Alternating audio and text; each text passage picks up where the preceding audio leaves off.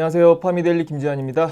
오늘 주제는 ST팜 향후 3년간 200% 퀀텀 점프 예약, 이런 주제로 준비해 왔습니다. ST팜은 위탁 개발 생산하는 회사고요. 우리가 뭐 CMO 또는 CDMO라고 이제 얘기를 하는데, 원리고 핵산 치료제에 들어가는 원료 중에 올리고 뉴클레오 타이드라는 게 있어요. 그러니까 이름만 들어봐도 굉장히 좀 핵심적인 어떤 원료를 만드는 것 같은데, 그걸 만드는 회사예요. 그래서 줄여서 지금 제가 올리고라고, 올리고 뉴클레오 타이드를 그렇게 좀 부르도록 하겠습니다. 치료제 하면 크게 두 종류를 생각을 해요. 우리가 예전부터 흔히 먹던 알약, 이걸 우리가 케미칼이라고 하거든요. 그게 있고, 최근에 유행한 게 뭐냐면 바이오 치료제예요. 그래서 이거는 세포 배양을 해가지고 나오는 건데, 각각의 차이는 뭐냐면 케미칼 같은 경우에는 알약이고 굉장히 저분자예요. 뭐 고분자, 저분자 내용이 굉장히 어려운데, 저분자이기 때문에 국소적인 어떤 효능을 내는 치료제입니다. 그리고 이제 바이오 같은 경우에는 주로 이제 항암제 에 많이 쓰이고 있고 고분자예요. 그래서 몸에 흡수가 안 되기 때문에 보통 이제 정맥 주사나 주사를 통해 가지고 이제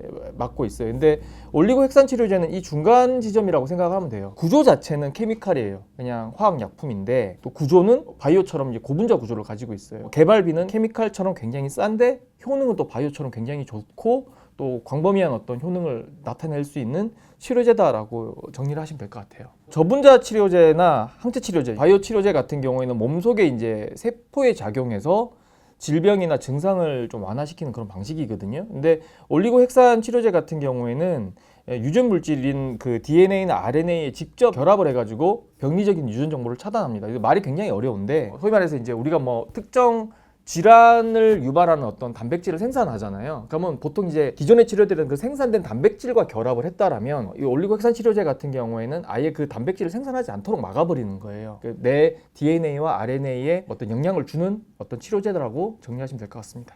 이 개념이 없었어요, 원래. 원래는 뭐 바이오와 뭐 케미칼 이 두 개밖에 없었는데, 2006년에 이 관련 논문이 이제 노벨 생리의학상을 받았어요. 그러면서 올리고로 치료제를 만들 수 있겠구나라고 이제 생각을 하게 된 거죠.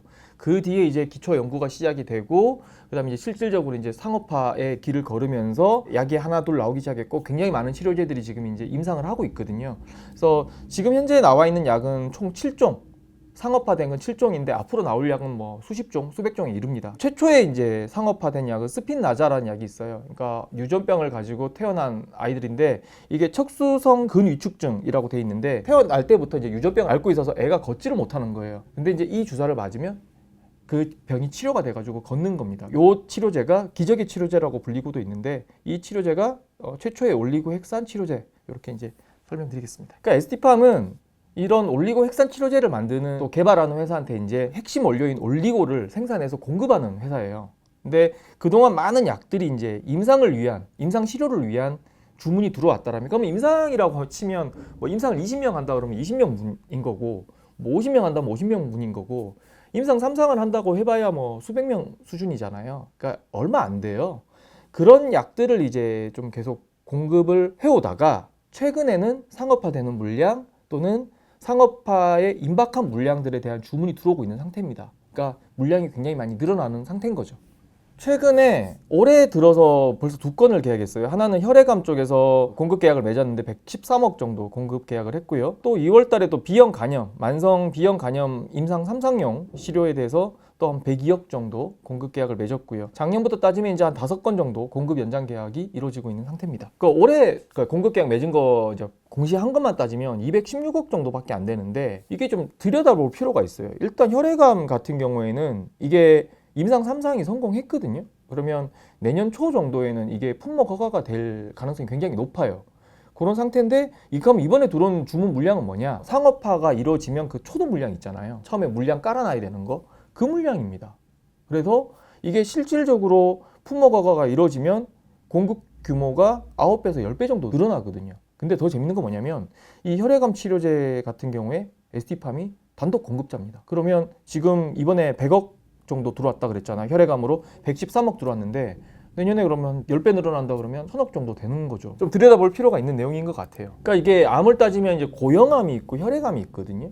그래서 말 그대로 고형암은 손으로 좀 만질 수 있는 그런 딱딱한 암을 이야기하는 거고, 혈액암은 이제 혈액 피 속에 돌아다니는 암을 이야기하는 건데, 전체 암의 95%가 고형암이고 5%가 혈액암이에요. 그러면 이건 너무 적은 거 아닌가 이렇게 생각하실 수도 있는데, ST팜 관계자한테 얘기를 들어보니까 올리고 양이 10배 더 많대요.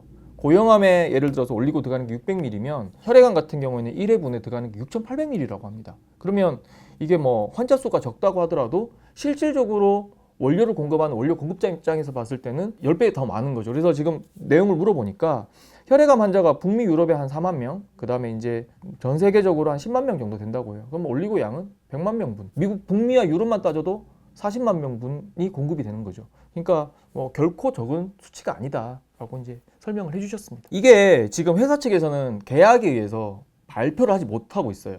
근데 업계에서는 추정을 하고 있습니다. 이게 뭔지. 근데 찾아보면 가장 유력하다고 지금 알려져 있는 데가 뭐냐면 미국 제롬 커퍼레이션이라는 회사가 있어요. 이 회사에서 이메텔스타트라는 혈액암 치료제를 지금 개발을 했는데 이 치료제가 ST팜과 이제 공급 계약을 맺고 있는 상태인 거고 내년에 이제 상업화가 되면 앞으로 향후 2, 3년 정도 피크 친다고 보면 연매출은 한 1조 5천억. 그 다음에 이제 올리고는 그 중에 한 원료니까 한 10% 정도 보거든요. 그러면 뭐 1,000억에서 1,500억 정도가 ST팜의 매출이 되지 않을까 이렇게 보고 있어요. 근데 이건 뭐 확실한 건 아닌데 이메텔스타트, 제론의 이메텔스타트가 거의 유력하다고 지금 보고 있어요.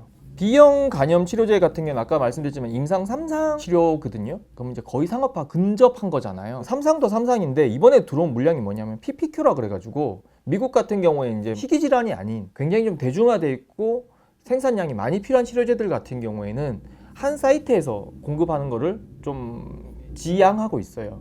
소위 말해서 이제 여러 사이트, 여러 생산 시설에서 그걸 만들어내기를 좀 권유를 하고 있습니다. 왜냐하면 이제 뭐 한 사이트에서 뭐 화재가 나거나 뭐 문제가 생겼을 때 그럼에도 불구하고 좀 안정적인 어떤 약을 공급하기 위한 어떤 조치로서 이제 그렇게 지금 진행을 하고 있는데 이번에 들어온 물량은 그런 물량이에요. 이전에 임상시료 1상, 2상 때는 다른 데 걸 공급을 받다가 이제 상업화가 임박한 상황에서는 여러 사이트에서 이제 받아가지고 동일 품질, 동일 공정으로 생산해서 그걸 좀 검증받는 그런 과정에 의해서 ST팜과 계약이 된 거거든요. 그래서 상업화가 이것도 임박했다라고 이제 볼 수 있는 거고 증권가에서는 이제 뭐 정확하게는 삼성증권의 서근희 연구원이 이거 상업화되면 한 1.8톤 정도 올리고가 필요할 거고 그 가운데 상당량이 ST팜의 물량이 되지 않겠나 이렇게 이제 보고 있는데 시장에서는 지금 이제 보는 게 뭐 ST팜 내부에서는 최소 3에서 6톤 정도 올리고가 필요할 거다. 이게 만약에 상업화가 되면 그러면 그 중에 3분의 1 정도만 들어와도 이게 이제 톤 단위 이상의 이제 주문이 들어올 수 있는 거잖아요. 그렇게 이제 시장에서는 예측을 하고 있습니다. 역시나 이 치료제도 비공개입니다. 비공개인데 시장에서는 어떤 걸로 추정을 하고 있냐면 GSK, 영국 제약사인데 글로벌 순위로 따지면 9위 정도 돼요. 직원 숫자로 따지면 세계 2등 정도 되는 대형 제약사입니다. 여기에 이제 베피로비르센이라는 치료제가 있는데 이 치료제가 이번에 ST팜하고 계약이 된 거 아닌가라고 이제 보고 있고요. 일단 B형 간염 환자 숫자가 세계적으로 따지면 2억 5천만에서 3억 명 정도 되거든요. 그래서 백신 제외하고 치료제만 한 4조 정도 되는 시장이에요. 그러니까 이런 추정으로 따져보면 ST팜의 수혜가 상당할 것이다. 이렇게 지금 보고 있고 아까 말씀을 좀 드렸는데 톤 단위의 주문 아주 작은 양만 ST팜에 배정이 된다고 하더라도 뭐 서드 공급자로서 톤 단위를 예상하고 있고 현재 시가로 따지면 2천억 정도 매출이 나올 수 있는 거고 상업화에 의해서 생산 시설이 굉장히 많이 지어지고 있거든요. 글로벌 이야기에. 그래서 그 단가가 좀 하락한다고 하더라도 1,000억 이상은 매출이 나오지 않을까. 아주 보수적인 수치예요. 1,000억이라는 수치는.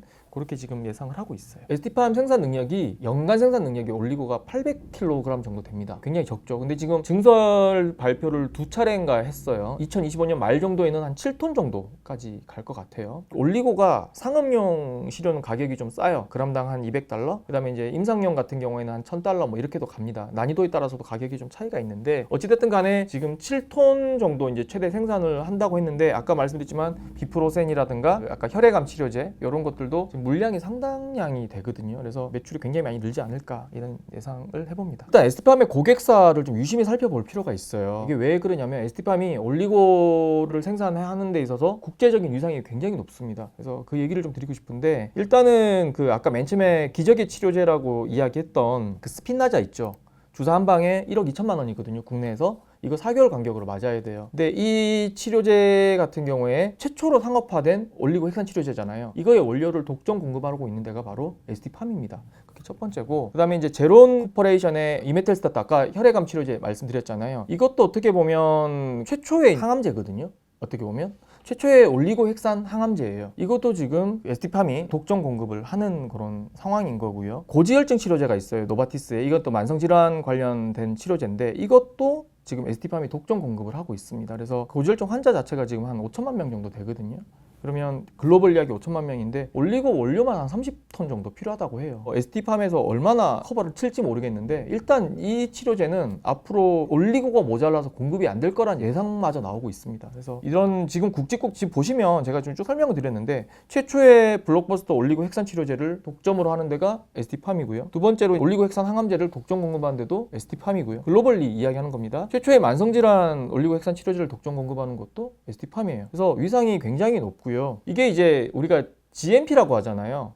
GMP라고 하는데 이제 뭐 이게 식약처 GMP냐 EU GMP냐 인증입니다. 소위 말해서 이제 미국 FDA GMP냐에 따라서 이 들어갈 수 있는 시장이 굉장히 차이가 있는데 이 ST팜 같은 경우에는 글로벌리에게 손에 꼽히는 그 FDA CGMP 인증을 받은 올리고 핵산 생산 회사입니다. 그러니까 몇 개 안 돼요. 그러니까 이 미국에서 만약에 약을 팔려 그러면 원료도 FDA 인증을 받아야 될 거 아니에요. 근데 이걸 받아서 생산하는 몇 안 되는 회사예요. 그래서 상당히 진입 장벽이 있을 것 같고요. 실적에 대한 부분은 아까 저 퀀텀 점프 3년 내에 200%라고 얘기를 드렸는데 매출 동향을 한번 제가 짚어드리면 2019년에 933억, 2020년에 1241억, 그다음에 2021년에 1656억, 작년에 2254억. 그러면 지금 지난 한 3년 동안 거의 뭐 2배 이상 올랐잖아요. 근데 앞으로도 3년 동안 제가 2배 이상 오른다고 얘기 드렸는데 2025년에 증설이 7톤이 되면 지금 800kg인데 그러면 지금 생산량이 10배 늘어나는 거잖아요. 그러면 매출도 10배 늘어난다고 봐야 돼요. 다만 이제 그 공장에 채워지는 시기가 있기 때문에 200%라는 굉장히 좀 조심스러운, 그러니까 200% 해봐야 5천억밖에 안 되거든요. 굉장히 보수적으로 제가 이야기를 한 거예요. 근데 좀 길게 봤을 때는 불과 2, 3년 뒤에 또는 뭐 길게 봐도 4, 5년 뒤에는 이게 조 단위의 매출을 낼 수 있는 그런 포텐셜을 갖고 있는 회사예요. 그래서 이 올리고 만드는 기술 자체도 굉장히 좀 이 회사는 80년대부터 에이즈 치료제 이제 관련해서 원료를 공급하면서 이 기술이 축적이 된 회사거든요. 그래서 상당히 실적이 많이 늘 수 있다. 그리고 지금까지는 계속 임상 실험만 뭐 짜잘하게 이제 공급을 해오다가 지금 이제 그 약들이 상업화에 이제 하나씩 계속 들어가면서 올리고에 대한 어떤 공급 물량이 크게 좀 늘어나는 그런 상황이다. 대형 계약을 크게 많이 앞두고 있는 상황이다. 라고 정리를 좀 해드리겠습니다. 회사 측에서도 그렇게 보고 있어요. 7톤 모자랄 거다. 그렇게 보고 있고 또 조만간에 증설을 또 해야 될 가능성이 높다라고 이제 얘기를 하고 있어요. 지금 시장 상황을 봐가면서 정리를 하겠죠. 근데 지금 이미 이제 급격하게 지금 올려놨거든요. 좀 공장 채워지는 상황, 주문 들어오는 양 이런 걸 봐가면서 왜냐하면 또 경쟁사들도 좀 많이 늘리고 있단 말이에요. 그러니까 올리고 자체가 경쟁사들도 늘리고 있다는 얘기는 글로벌 이야기 똑같이 다 바라보고 있다는 얘기예요. 아 이거 굉장히 수요가 많이 늘어나겠는데? 라는 인식을 하고 있다라고 이제 생각을 해주시면 될 것 같습니다. 자 오늘은 ST팜에 대해서 살펴봤습니다. 파미데일리 좋아요, 구독, 알람 설정 부탁드리겠습니다. 감사합니다.